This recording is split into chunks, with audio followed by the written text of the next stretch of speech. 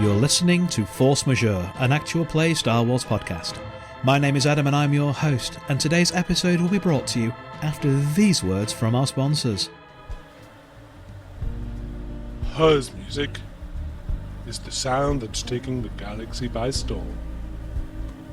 Are you hip enough to dig? Do you want to be a Huz player? Well, you need the best bees, and we are the bee's knees of bees business. I'm Indiana Set, bees supplied to the galaxy. You want the best bees for your tunes? IS Bees is all you need.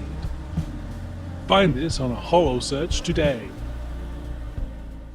Hello everybody and welcome back to episode 10 of the Coldfire Chronicles, and it's all going a little bit pear-shaped.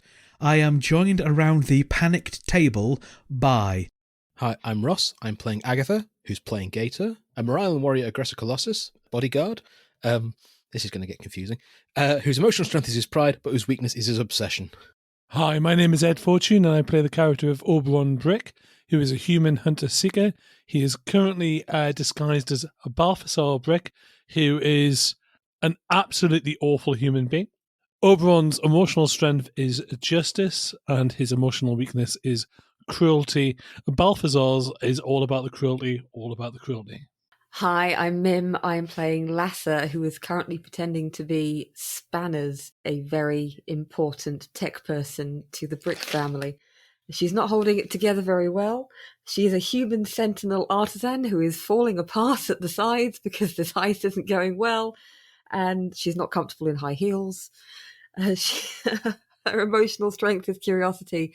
Her weakness is obsession, and also apparently things not going to plan. Hi, I'm Mikey. I play Jiren. He's a Chiss mystic advisor. He's currently playing somebody who has a trite name like Mr. Blue or something like that. He is very enthusiastic. His emotional strength is his enthusiasm. And as Lasser is finding out, his emotional weakness is his recklessness, because he thinks it's all going entirely according to plan, because there wasn't really a plan. And I think that for our opening question this episode, we are going to flashback to a sauna. The steam is rising, there is gentle music playing, and Auberyn has just outlined a contingency plan. So wait a minute. I don't understand. We're going to go and do a heist in there, we're going to go in, we're going to do all the cool stuff, then we're going to escape. Why are we recording a bomb threat? In case we need to get out, and in case we need to get in somewhere else, and also nothing scares them more than things like a bomb threat or the weather or an engine failure, something that you can't control, something that you can't fight or plan against. You can't talk down a bomb, and that scares my family. They're mostly in control. It changes the rhythms that they work to. Anything that changes the rhythm... Hey, I'm all about the chaos. Yes, gives us room to move. They're a well-oiled, well-ordered machine. Every single person is a cog. The more disruption you can bring, the better chance we have of getting out alive. So I just want to check. So with this, so we're going to film you making a bomb threat as you, but you're going to be disguised as not you. And how are we going to know if we need this? So here are a set of code words in case we trigger them, and if you can program them into your pad, we'll have those to go if we need to. Also, we're going to do those videos that Jiren's just suggested as well. Well, I want to get my acting career up and running, so I think it's a good idea. Oh, no, the other ones. Yes, of course. We can make it simpler than that. I'm going to be communicating with Prinkle over an earpiece as we go. If we can broadcast something from the car, from the speeder, why not do that? That's not how it's going to work. We're going to set it up tonight. It's going to be in their system already. We're just going to play it. Okay. It just needs to go if we need it. And that leads us neatly back into where we left our heroes, in an opulent receiving room on the 3rd floor of the Orcal Collective compound, facing 5 Aqualish thugs in ill-fitting suits, as the Prodigal's bomb threat has just been broadcast across all of the holo screens in the suite, and an alarm starts to ring. Players, I'm going to look for immediately where I'm going to direct Mr. Brick to, because clearly we're under threat right now. Jiren leans forward to the lead Aquilish and very seriously and very somberly says, "It looks like we are not secure right now. Should you not be doing something useful?" And I would like to try and convince them to be elsewhere dealing with this bomb threat. Okay. I think I would like from you either a charm or a leadership or something along those lines. Perhaps I could see a warfare role as well. Well, shall we go with the original ascension and go for a charm? Yes. It's an opposed test, and your difficulty is going to be 2 purple. This isn't really a thing. They're used to being told what to do. Okay, so that is 1 success, 1 advantage, 2 light side points, and 1 dark side point. I'm going to use the light side. We're going to get some extra advantages out of that. Okay. I'm not going to use the dark side. So success means that they suddenly agree that, there is a bomb threat going on. They should not be babysitting somebody who already has a bodyguard in a completely secure area, because this is the reception sort of suite. It's probably one of the safest places in the building. So they are going to, hopefully, with the advantages we have, very quickly decide that they need to be down at reception, they need to get to maybe a security area, they need to be given further orders, but they don't need to be here. Mikey, yes. Can I suggest you spend some of that advantage on getting them to give us an emergency access pass so we can escort ourselves to the safe room? Yeah, if that is something we can have, we'll have 3 advantages. Adam, is it possible to convince them that we are safe enough to actually be sent to the secure room ourselves? Yes, but I think it's going to take all 3 advantage if you don't want an escort. I'm perfectly happy with that, unless anybody wants us to do anything else, and we'll have less advantages and a minimal escort. Do we want to just have one of them and another advantage elsewhere? Or do we want none of them? I mean, I'm not too worried about the escort, but... Me neither, because I think your hand has still got some built-in sleepy time juice. And we have muscle. But no, let's go without an escort, because let's not make it more complicated than it needs to be. We'll use all of them for them to offer up a pass and a directions towards the safe room. Okay, the lead Aqualish thug nods and goes, "Yes, very sensible." He reaches into a pocket and pulls out a security pass and hands it to you, Jiren, and goes, "If you pass through this room behind us, there's a private turbo lift. Take it down to the basement level. There's a safe room in there. We'll make sure that everybody else is evacuated. Can't be having this threats to the business from this upstart human." Be safe. Good luck. "You too." And the thugs, basically 2 of them, run down the suite past you towards the way you came to head down to reception. The other 3 go back through the door they were standing in front of, which is where they've ushered you to, one of them holding the door. They are clearly heading to somewhere else around that arm of the building. You can see that, yes, this does stretch along the entire kind of north side of the compound, and as they kind of go through this door and hold it open for you, and then there's a turbo lift in here. This looks like a waiting room, really. It's not particularly posh. There's a couple of seats in here. There's a vid screen that's playing camera feeds through. There's a mic system. And then as they kind of run from where you are to the door on the left, that door kind of opens and closes, and you can see behind there banks of terminal computers and like flimsy plast records and printouts and data slates and those really unnecessarily cumbersome and bulky computer terminals that were all the rage in the space future. Where we need to be, essentially. Yeah, in this room there is a turbo lift that goes... Well, there is a turbo lift. Well, I think we should go and certainly stand at the turbo lift until they realise that they should not be paying attention to us. We're doing our own thing, they're doing their own thing. We'll walk through the door as they offer it, and then let them go off and do whatever they need to do, because we won't get in the turbo lift, but we will wait there while they vanish, if that makes sense. Okay. Agatha, you will know from your time as a bodyguard that if this is the turbo lift that heads down to the basement, to the panic room, then wherever they've gone, they will be coming back here shortly once they've got whoever it is they're going for, presumably Cypher Scantaris and whoever else needs evacuating into the panic room. So you will know from your time as a bodyguard that whatever you're going to do in this room, there is a bit of a limit of time to do that. Now, throwing it open to the group, what it might be that you want to do, if you want to basically spoof and make it look like you've gone to the panic room while staying up here, you can probably turn off the computers that monitor the receiving room you were just in, lean into the lift, press the button down, and then hide behind the door for them and whoever else to go down, leaving you free reign on the top floor. Or you can wait here and try to intercept them, or whatever else. I'm just throwing out some options that you would probably know. I mean, this isn't going to be the only way to get to a panic room, is it? It may be the only way from this area. It might be the quickest way. We do not have much time to decide.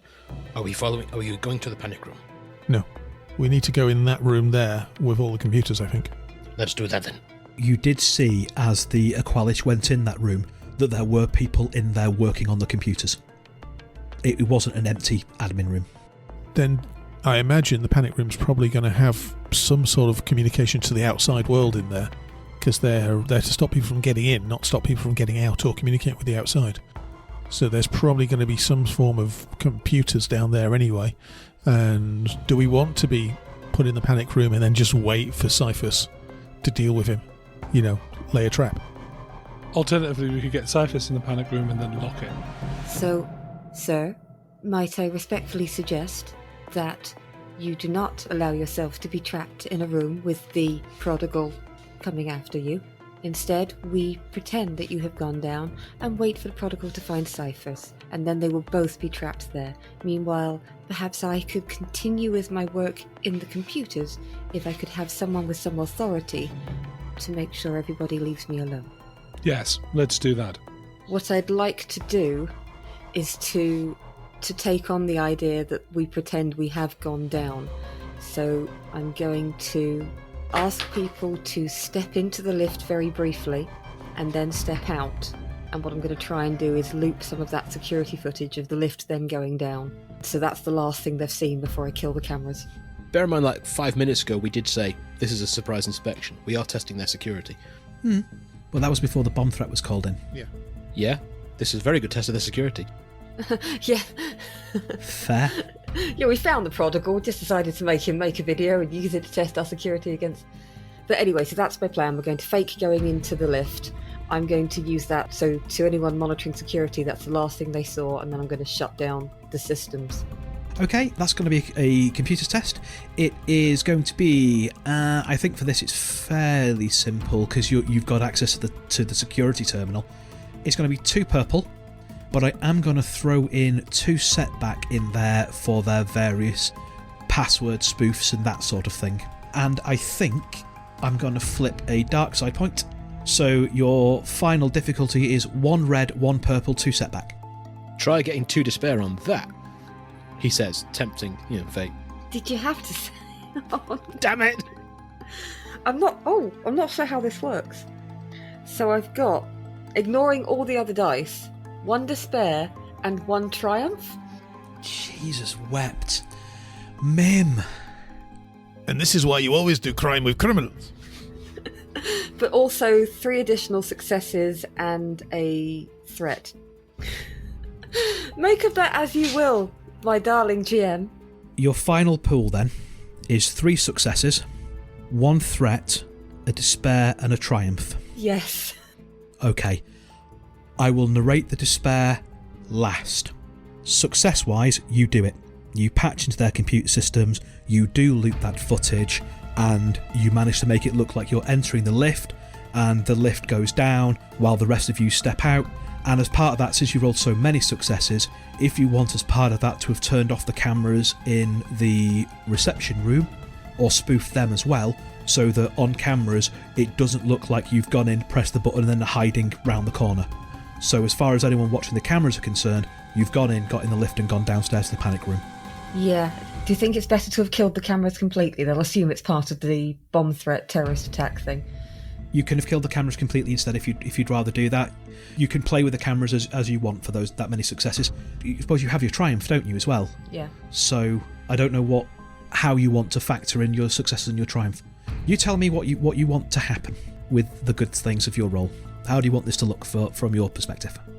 I think what I would like to have happened is for the cameras to have died, but the last footage to have been us clearly going into the lift and clearly going down into the panic room, so that there is no doubt from anyone looking at footage that the last thing before all the cameras went down was that, and for there to be no suspicion about it, and importantly for the triumph, for there to be nothing to check that we got out at the other end, for it to have just been a straight assumption that obviously we have. So dead cameras, and to be completely above suspicion that we have not gone into the panic room, she says before we walk into a room with people, so we clearly aren't. Would you like us baked into some of that as part of your triumph, that basically Cyphus and the thugs and the people in that room all pile into the lift and go down, effectively clearing this floor for you to do what you need to do? Would you like that as part of your triumph? That would be an amazing part of the triumph. Thank you so much. That's fine. It's a triumph, it's a good thing. And you need it. I do. Because the threat is starting it's the first tick on a 6-box threat clock. Cyphus realises this is a hoax and sends out hunters. Okay? So when that fills to 6, his security forces will then start sweeping through the building more thoroughly, and your time to go. As for the despair... So, you're hiding in the reception room. You can hear the footsteps moving in. Agatha, your earpiece triggers. Agatha, my friend. Yes, Sprinkle. Agatha. I'm listening. You need to know this. Do you have your data slate on you that Lasser gave you that can receive pictures? Yes. You best look at this. I'm sending you some video from outside. As the despair fills the first threat clock, and the picture you are seeing, it takes a few seconds as your mind processes what you're seeing. And also because Prinkle is not holding the camera on his iPad particularly well, and he angles it up. I mean, since we're not being shown on cameras at the minute, then I have no problem showing this to everybody else who's not hacking the system right now. And the camera on Prinkle's data slate pans up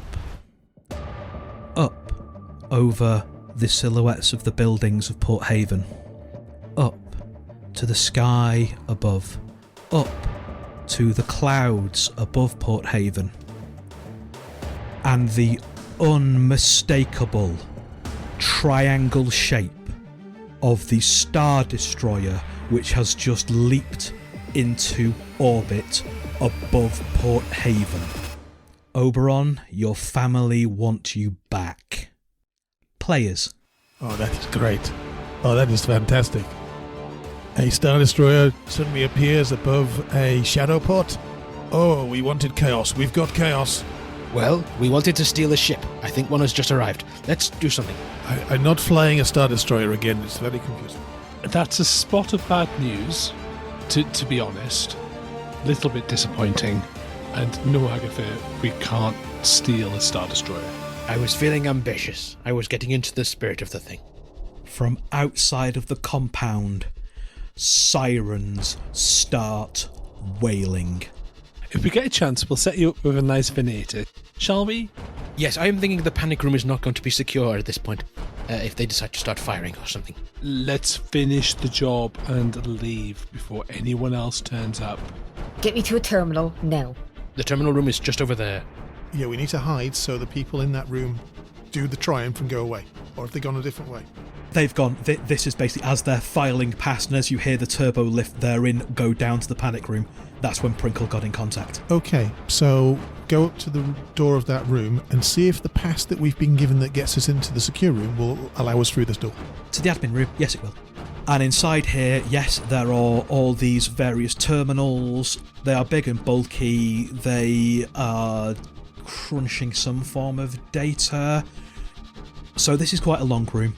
There is a doorway at the far end, which is frosted glass, effectively in a metal frame, and there's a little nameplate which says Direct to Gantaris. There is also here a big glass window that looks down into the warehouse itself.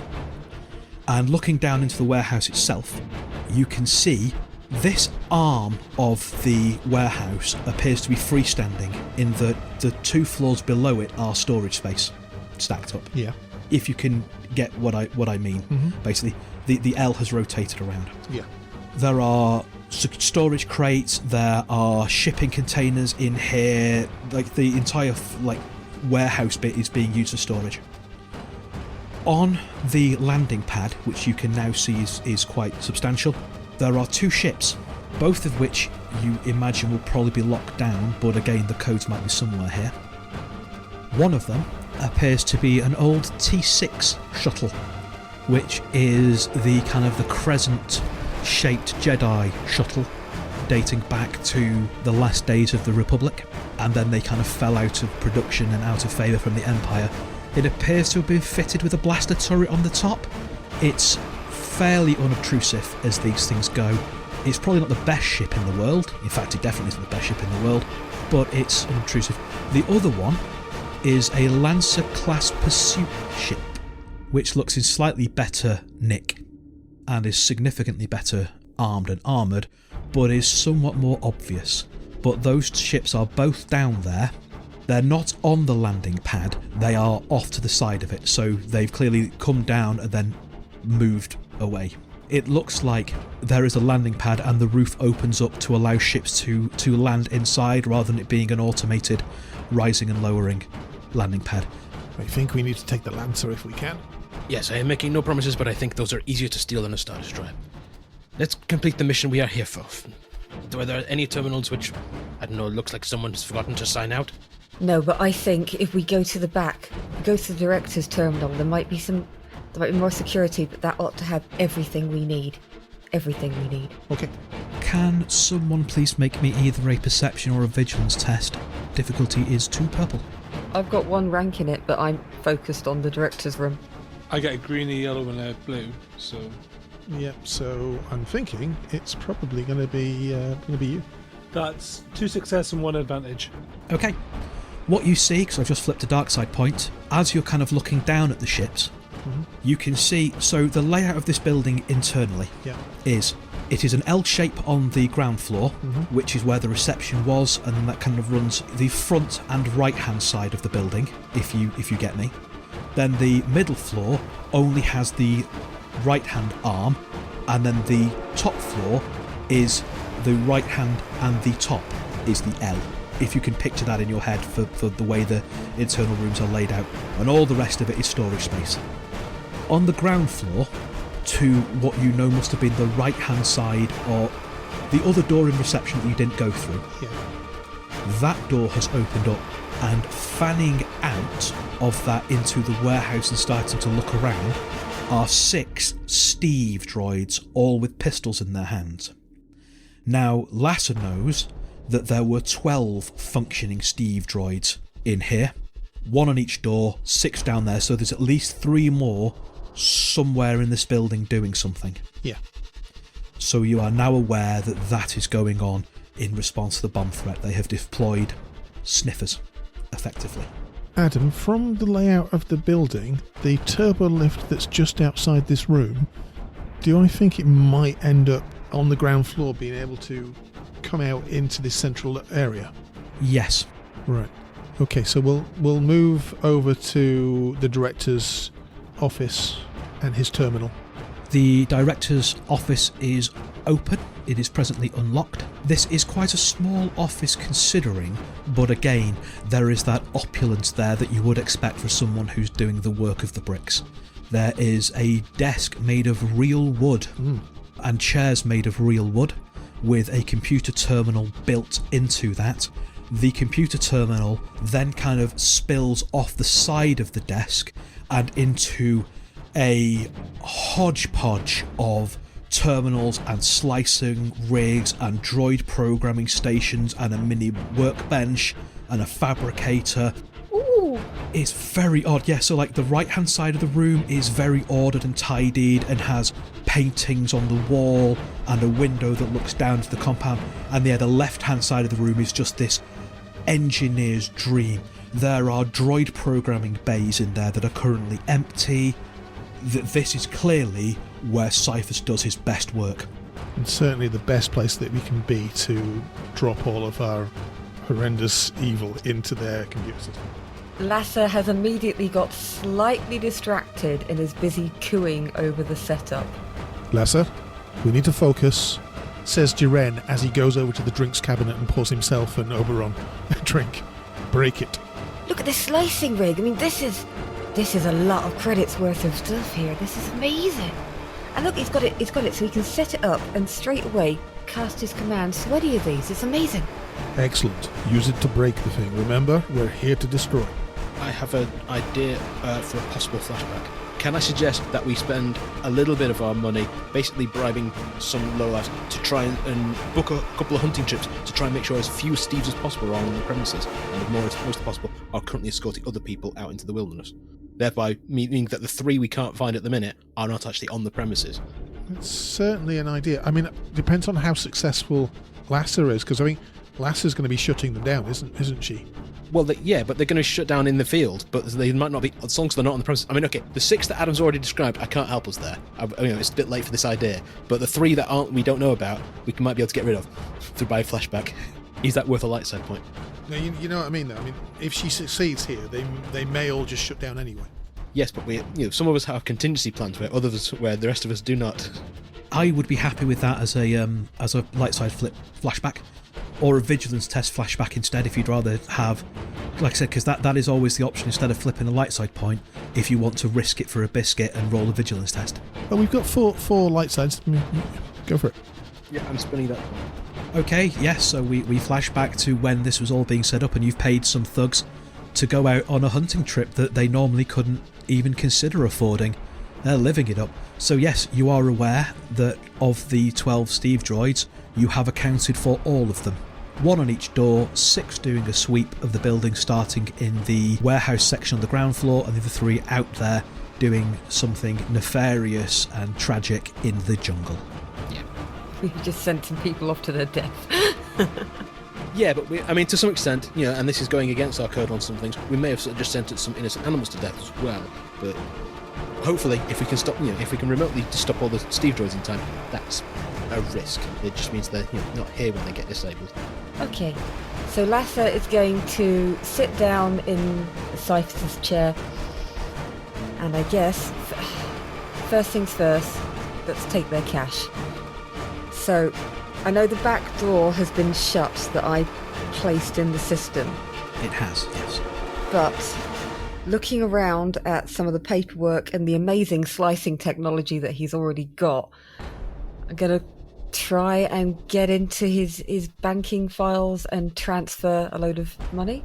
What I think this works out as is it's a slicing roll to get into his computers, and then what you do when you're in there may or may not require a further roll. Okay. If you get me, but it's breaking in the first instance. So this is an opposed roll because it's going against his security, and he does have defensive slicing. So the difficulty you are facing is 3 red, a purple, and 2 setback. You have 3 light side points remaining. You get 2 boost from Jiren's data spike, and you also get 2 more boost from the paperwork and his technology, effectively, that's around here that you can repurpose. Now this is a point where you use a light side. Adam, can I make a vigilance test for another flashback? Okay, what are you thinking? So what we've done is I had a conversation with Jiren. We found some other criminal lowlives, and they are in the process of attacking other accounts related to the bricks with information that I know. A DDoS attack, effectively. Yeah, we've set up a series of other attacks so to take the heat off this attack when we make it. I would think it'd be better, rather than having other criminal lowlives, we flash over to Prinkle in the car with a data slate running through programs that we've already set up. Okay. I think I prefer that. I like the idea, Ed, but I'd rather we had fewer people who can sell us out and more pre-prep. True. Yeah, we've got a man on the outside. Let's use Prinkle. Does that mean I have to make another roll to set these up in advance, though? No, what I will say, I think, is... Did you say you're going to be flipping a light side to upgrade this roll? I was going to, yes. Then I will say that this is how that light side flip is being represented. Okay. If you're all happy with that, that's why you're getting the flip, is because Prinkle is outside running your programs. This is the narrative for why that's working. Assuming you're happy with that. Yeah. Yeah, I'm just trying to squeeze some more dice into Mim's hand. Oh yeah, because what you want is more trouble. Okay, so just to confirm this ridiculous dice pool. So yeah, Mim, your dice pool then is opposing you is 3 red, a purple and 2 setback. And in your favour is whatever your upgraded computers test is and 4 boost. Which is 3 yellow and a green and 4 boost. Alright, so because I've only got 2 red dice, I have in the bag 1 failure and 1 threat. Phew. Could be worse. It could. And now we roll the whole pool together. Oh, the power. Oh. Well, that doesn't look terribly great, but it could look worse. There's no threats and sorry, there's no threats. There's no despairs. Woo! Let me just do the maths. So I think ultimately that has ended up after all those dice. 2 success and 1 advantage. That, compared to some of the rolls that have come through, is an unequivocal win, Mim. Do not regret it. You are in to his computer. You're in. You're through. You have access to his computer system. I've got him. You've got him. You can, as a free, incidental, it costs you no advantage or success, shut down the Steves. That backdoor program remains in place. So you can do that now, or you can set it up on a time trigger, or you can hand wave it away and go, and this is the point I want the Steves to shut down, for free. That's just a thing that you can do now you're in his system straight away. Smashing. You have an advantage. I have a suggestion. Reopen the loophole that you got closed earlier. Well, we're already in now. Well, okay, if she needs it remotely as we move around the building, because We could send all the Steves to the safe room and assume that everyone in that room is hostile. That would require a further roll, because Okay. the shutdown command is it's a lot easier to just hit the on-off switch than it is to toggle the friend and foe thingamabob. I was thinking about that, but particularly because we've got programming suites right here, but it's going to take time. We don't have it. If you had more advantage, I'd say that is something you could have done. If you had a triumph, I'd say that's something you could have done. For a single advantage, it seems a bit much. If it was a random mook, then again maybe, but this is the person who's built and programmed them, and I think it's going to take more than one advantage to turn all of these Steves against their programmer. yeah, I think we might have to intend to do it with successes rather than get it as an advantage. But like you are in, and you are in until he gets back to another computer terminal. He's not going to lock you out, so you will have that kind of remote access. Can we shut down any access that might be happening in the panic room? Any countermand commands, that sort of thing? You can, and that will take your advantage, because it's a small thing, really. Because if he gets to another wired computer outside the panic room, then he can attempt to hack his way back in. But I think just turning off that access in the panic room, I'll allow that for the advantage. Our priority should be getting the money and getting the ship. Yeah. Yeah, the fewer people who are stopping us from getting the money and getting the ship, the better. That's why I'm suggesting we stop the people who are currently panicking in the panic room. Alright, so how about for that advantage, I can shut down all power in the panic room. I'm trying to trap him in there. Yeah, I'll allow that. Alright, thank you. Because again, it's something that he can tech his way out of, but it will certainly delay that happening. Yeah, you're buying yourself some time. You can spend that advantage to buy yourself time. That's perfectly legitimate. Alright, thank you very much. And you're in. What do you want to do now that you're in here? What are you after? First thing I want to do is, I have some bank details of the previous transactions from when I first broke in. You do.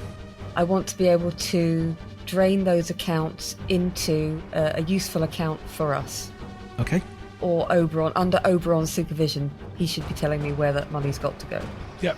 Because I believe he also had a plan for trying to make it look like someone else is draining the account. I don't know if that's still valid anymore. We're flying on a wing here. So is this going to be one of the accounts that Prinkle is currently using to do things with elsewhere? Or is it a separate account hidden amongst that?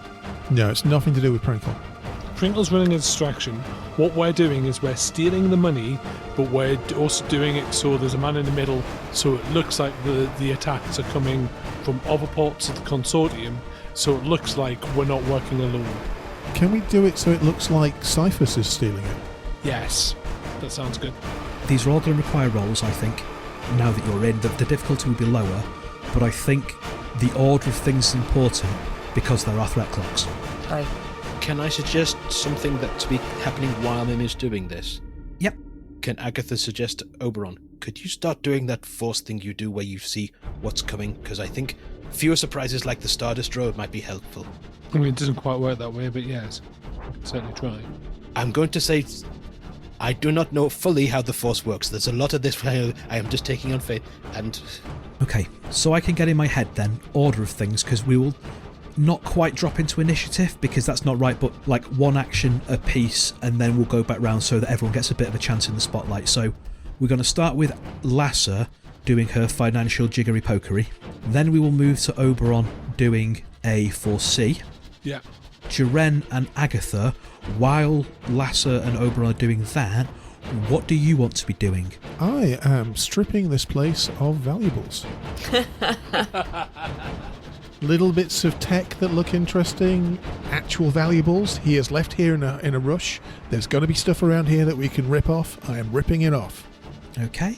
Which of the two because there were two exits. There's the entrance we came in, then there's the one everybody else fled when they went to the panic room. On this floor, I mean, just in the terminal room we're in. you're in the director's office. There is one door, Right, okay. which leads to the admin room, which leads to the room with the turbo lift in, which then leads to the reception suite. So primarily I'm watching the entrance room because that's where if anybody's going to disturb us during that time, Agatha's going to be ready to meet them. Okay. Perhaps Agatha could start getting his knuckle dusters ready. We're probably going to have to fight very soon. Yeah. So I mean, okay. I'm assuming to some extent I was already armed up, but yes, If you were walking around with your vibro knuckles on in this building, you wouldn't have got through the front door. fair enough. In that case, I'm putting on my vibro knuckles and I'm preparing for a fight. In which case, I will do your two that don't require the rolls then. Yeah, so Agatha gets himself ready, keeps an eye on the doorway for the turbo lifts. You know that Lasser's bought you some time, and you're getting ready for a rumble, and effectively psyching yourself up. So if something does kick off, I'm going to give you boost die to your initiative tests. Okay. Basically to represent your kind of higher state. Jiren, make me a streetwise roll with no difficulty. Either streetwise or perception or vigilance or skullduggery. Some form of, I know what is small and expensive and valuable and easy to carry. Roll. No difficulty. Just tell me what you're rolling and... Streetwise doesn't make sense because we're in a posh office. but it might be what you know would normally be fensible. Yeah, I suppose. Yeah, we'll go with streetwise then. That is 4 successes. Okay, so 4 successes. What you manage to pilfer and pocket, effectively you have 4 boxes that you can tick off, and each of those boxes, depending on your circumstances, is either 1,000 credits worth of easily disprovable stuff to be sold or used as a bribe, or 2 boost die to a computers or mechanics or similar role because you've pilfered some useful tech that can then be expended to do something cool. They are spendable resources for circumstances that might crop up. Thank you very much. Lasser, Right. I would like you to make me a computers test for the banking shenanigans. How complicated do you want it to be to unravel this? Because that is going to be your base difficulty. I will be spending a dark side point to upgrade one of those purple to a red, but I'll let you set the difficulty because that's what the difficulty is going to be for them to see through your ruse. Right, so we are trying to make sure that it doesn't get back to us, that it implicates someone else, and can't be traced or reversed. That's 3 layers. If we want to use one of Mikey's things now to say, and we found a post-it note with the password on in this office. I think I might already be getting a boost by the fact that previous research has literally given me banking details. That's why it's not going against his reds. Yeah. It's just a flat test. So far I'm thinking, 3 different levels, so if it's base 2, that will put us on 4. Okay. Does that feel like a fair difficulty for being untraceable, non-refundable, and implicating someone else? Does that seem fair, guys? Yeah, go for it. So it's 1 red, 3 purple is your difficulty then? The data spikes don't work for this. That's not what this is about. So it's your computers against that. You have 3 light side in the pool after I flipped. This being the crucial part of it, I'd be tempted to use at least one of these. And do you want one of these boxes of stolen stuff to assist? I don't know, I've got 3 yellow, 1 red and 3 purple. But you don't have any boosts. I don't have any boosts. I don't think it's worth spending a light side to get another green. Yeah, but we can spend one of these boxes that I've picked up to get you 2 boosts. So essentially, as Ross says, maybe some extra passwords or something like that to help you. Maybe you just notice that another terminal is open and you can... Or maybe I've just noticed Mikey is dismantling the computer that I'm trying to use and I've told him no. Put that back. I will take the boost from the fact that there's extra information that can be gleaned from things. Mm-hmm. And good tech. Alright, so here we go. Rolling with 2 boosts then. Is that another despair? Look at you! Mim! You're killing me here! No. She's not killing you. You're not the characters. She's killing everybody else. Yeah, I definitely understand why she hasn't done crime before. In 5 seasons, we've never had this many despairs in a season, let alone in 1 episode. Oh, Mim. You're breaking my heart here. I have to work out what this is going. Oh, right. Oh. Okay. Tot it up and tell the crew. So, 1 despair. Yeah, 1 despair, 3 success, and 1 advantage. Okay. It's alright. It's okay. Don't worry about it. 3 success. You have managed to siphon away into your secured accounts 30,000 credits. Is that good? That's certainly enough. Is that alright? Yeah, it's a fair amount. That is what they have. That is their float, effectively. That is their operational budget. 30,000 credits. Which is small potatoes for the Brick family, but it's more than you guys have got. And also, as Auberyn said several episodes ago, it's not the size of the theft, it's the fact of the theft that's going to cause problems. And with those successes as well, you have successfully implicated Cyphers as being the thief. Oh, goody. That is all baked in. What would you like for your advantage? Would you like to know the location of the access codes for the Lancer ship that you are choosing to steal? Yes, I was thinking that was going to be a whole different test, but if I can use that advantage to help me... It will potentially be a whole different test, but it will tell you where you need to look. I was considering making a seek roll for the keys to the Lancer, then foresee next. You're going to get the chance to do a force power before the despair kicks in, so whichever one of those ones you'd rather do. Auberyn is currently sitting in a comfy chair with a nice bottle of space whiskey, and my order of rolls are going to be I'm going to use seek to see if I can find where the keys are, and then I'm going to use foresee to figure out a way to get there efficiently. If you're going to be doing a seek instead, then Mim, I don't know if you want to bank that advantage as a boost for the next thing you do, or if you want to find something else, or... we use that advantage to unlock the landing pad so that we can open the roof. Do you want the roof opening now, or do you want it so you press a button on your data slate when you're ready and the roof opens up?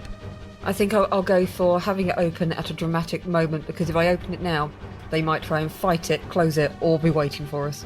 Or the Star Destroyer above might think, ooh, target. Ed, can you please make me a seek roll? Okay, Auberyn is sitting in the comfortable chair. He's poured himself a glass of something that of basically space whiskey, and he lies back. That's 1 dark side and 2 light side. I'll spend the 2 light side to gain insight into the general location or direction of person or object that I know about. So I'm after the Lancer keys. You close your eyes. You lock on to the concept of the keys for the Lancer, and you push your will through the Force. You follow the pathways of the Force, and you realise that there are 2 sets of keys for the Lancer, because the trail splits. One pathway of the trail leads down into the bowels of the building. Somewhere deep below you, there is 1 set of keys. The second trail leads to behind the reception desk. And then you snap to. I know where the Lancer passcode is. It's behind reception. And at this point, the despair kicks in as it has filled a clock, and Agatha can see through the doors of the director's office, through the doors of the admin office, the doors to the luxury suite swing open, and 3 burly droids with a blaster for their left hand, their right hand holding shock prods, burst through the door, look down the corridor, and meet your eyes. And that is where we're ending the episode for today. Thank you, as always, to my players. Thank you very much to my listeners. We hope that you are as tense as we all are here over at Force Majeure Central. There's a lot of furious nodding among the players right now. I'm eating chocolate like there's no tomorrow because I could be dead soon. We will see you all next time.